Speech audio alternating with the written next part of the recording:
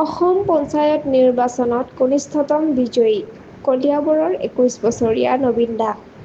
নমস্কাৰ, কলিয়াবৰ নিউজলৈ আপোনালোকক স্বাগতম। আজিৰ মুখ্য খবৰ, অসম পঞ্চায়ত নিৰ্বাচনত গঢ়ি উঠিছে এক অনন্য ইতিহাস।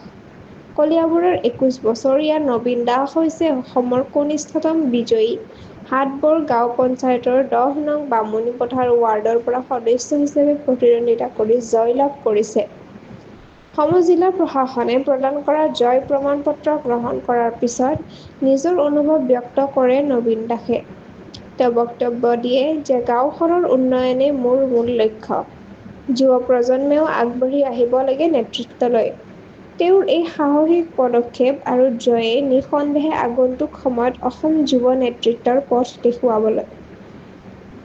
এতিয়ালৈকে এইখিনিয়ে। জড়িত হৈ থাকক কলিয়াবৰ নিউজ চেনেলটোৰ লগত। চেনেলটো লাইক, কমেণ্ট, ছাবস্ক্ৰাইব কৰিবলৈ নাপাহৰিব। লগতে কাষতে থকা বেল আইকনটো দবাবলৈ নাপাহৰিব। ধন্যবাদ।